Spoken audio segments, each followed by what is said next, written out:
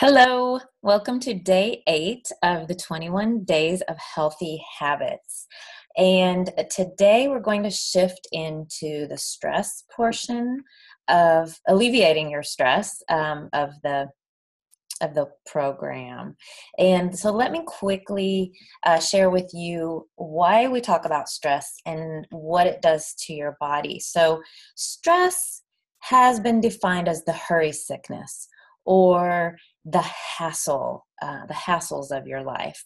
You know, back in the day, um, God has given us the fight or flight response. And back in the day, that was to help protect your well being.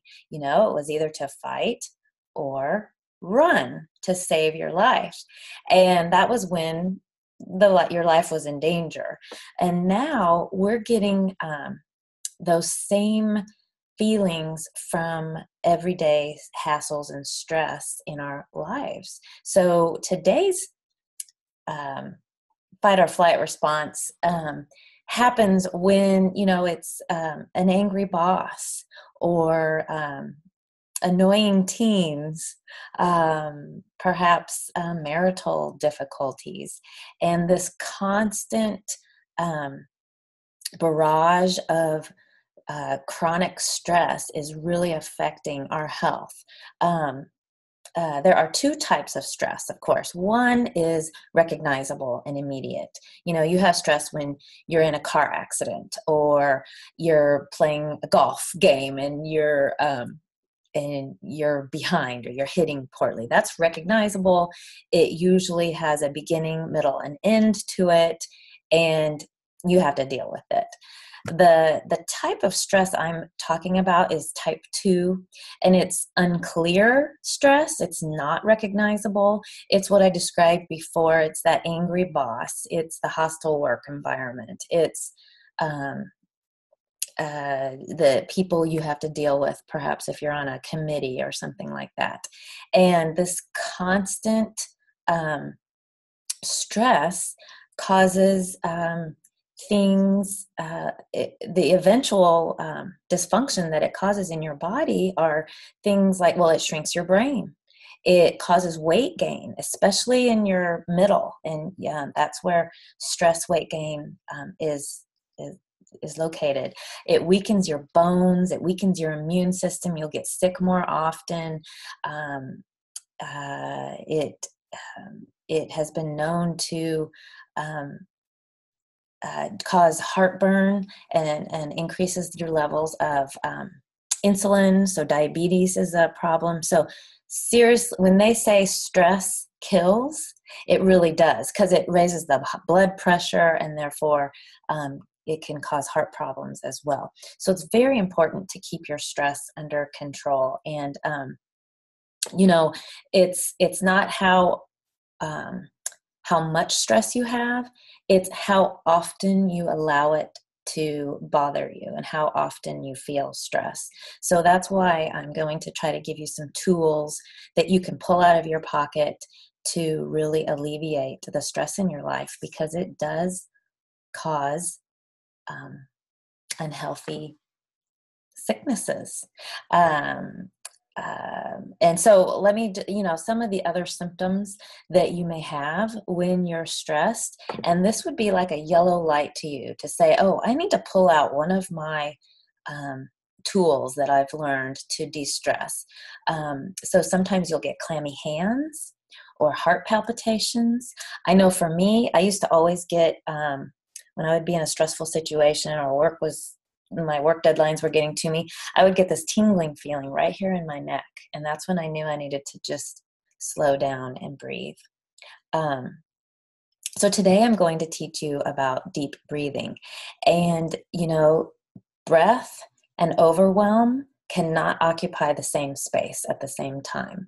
So you can use this tool whenever you feel overwhelmed. If you're in traffic driving, you can use this tool. If you are sitting at your desk and getting barraged by emails or deadlines or complaints, you can use this technique. And it's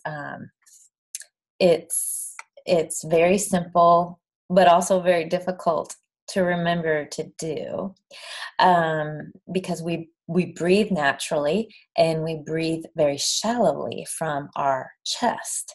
And really, we want to breathe from our bellies. If you ever watch a baby breathe, a newborn baby under one, they breathe from their bellies. And as we've aged, we have stopped breathing how we were born to breathe, and we're breathing from our chest and not from our belly. So the technique is very simple.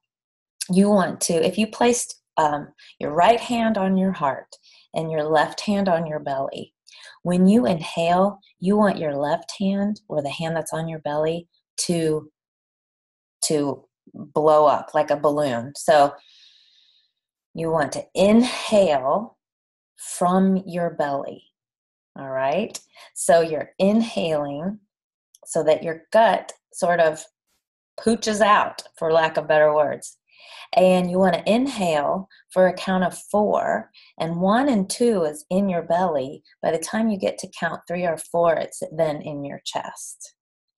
So you want to inhale for a count of 4, then hold that breath for 2 to 4 seconds, and then exhale for a count of 5 to 8. So you want to exhale longer than you're inhaling.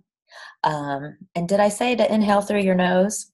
That's usually the best way. But, so you want to take a deep breath from your belly, inhaling, and your gut goes out through your nose for a count of 4. Hold it for a couple of seconds, 2 to 4, and then exhale through your mouth like you're exhaling through a straw for a count of 5 to 8, just as long as it's longer than your inhale. And if you just take a moment to do this deep breathing, just 2 or 3 breaths, you will be surprised at how those cortisone levels will lower. Our sympathetic nervous system activates when you're stressed out. And the sympathetic nervous system is what is our get up and go. That is what gets us moving, and it raises the cortisol levels. And by deep breathing, it incorporates the parasympathetic,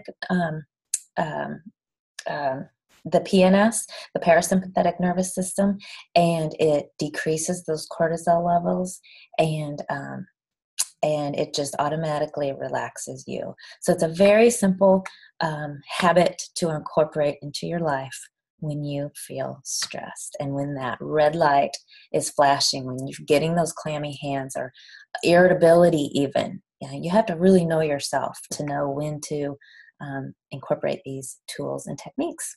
All right, there you have it. I'll see you tomorrow.